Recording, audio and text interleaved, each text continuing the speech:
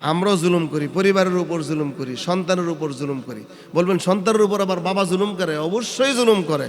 বাবা যখন কোনো সন্তানকে কোরআনের শিক্ষা দেয় না, সে বাবা জালেম। কারণ বাবা যদি জালেম না হতো তাহলে সন্তানকে অবশ্যই কোরআন শিখিয়ে দিত, মাসলা মাসাইল শিখাইতো। কারণ এই সন্তান 20 বছর বয়সেও বলে পাক না পাক, নামাজ পড়তে আসে বলে লুঙ্গি পাক নাই, তাহলে বোঝা গেল সে পাক না পাক শিখে নাই, নামাজের মাসলা মাসাইল শিখে নাই। যেই সন্তান 20 বছর বয়সেও নামাজ পড়ে না, মাসলা মাসাইল শিখে নাই, কোরআন বুঝে না, বলেন তো সেই সন্তানের বাপ কি জালেম নাকি আল্লাহর ওলি? সেই বাবা কি আমাদের সমাজে তাহলে জালেম আছে কি নাই? পরিবারের উপর জুলুম করে, সন্তানের উপর জুলুম করে, সন্তান বাবার উপরও জুলুম করে। কোনো প্রকার জুলুম করা যাবে না, কোনো প্রকার জুলুম করা যাবে না। কিছু চোর আছে, কিছু ভালো মানুষ আছে, চোর না। মসজিদে ঢুকার পরে জুতা চুরি হয়ে গেছে, অনেকক্ষণ টাকায় টাকায় দেখে ওনার যে জুতা চুরি হয়েছে এর চেয়ে সুন্দর আরেকটা জুতা দেখা যায়, পায়েও লাগে।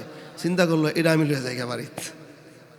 লোক কিন্তু নামাজি, আস্তে করে নিয়ে গেছে, বাসায় গেছে পরে এই জুতা কোত্থেকে আনছেন? সন্তানের জায়গায় এই জুতা আমারটা চুরি নিয়ে গেছে, আমি আরেকজনেরটা নিয়ে এসেছি। আচ্ছা বলেন তো এটা কি জায়েজ হবে? আল্লাহ কি বলছেন?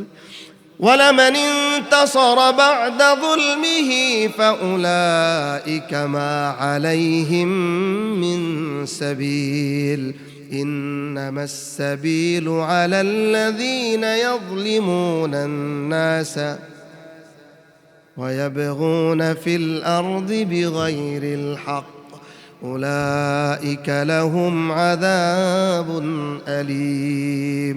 যদি কেউ জুলুমের শিকার হয়, যে পরিমাণ জুলুমের শিকার হয়েছে সেই পরিমাণ প্রতিশোধ সে নিতে পারবে, তার উপর কোনো অভিযোগ নাই। চোখের বিনিময়ে চোখ, হাতের বিনিময়ে হাত, যেই পরিমাণ জুলুমের শিকার হয়েছে, শিকার হওয়া জুলুমের বিচার সেই পরিমাণ করা যাবে। কিন্তু অভিযোগ হচ্ছে ওই ব্যক্তির উপরে, ইন্নামাস সাবিলু আলাল্লাযিনা ইয়াজলিমুনা আন-নাসা, যে ব্যক্তি মানুষের উপর জুলুম করে, অন্যায়ভাবে জমিনে ফাসাদ সৃষ্টি করে। আল্লাহ বলেন উলাইকা লাহুম আযাবুন আলীম, তাদের জন্য রয়েছে কি? যন্ত্রণাদায়ক শাস্তি।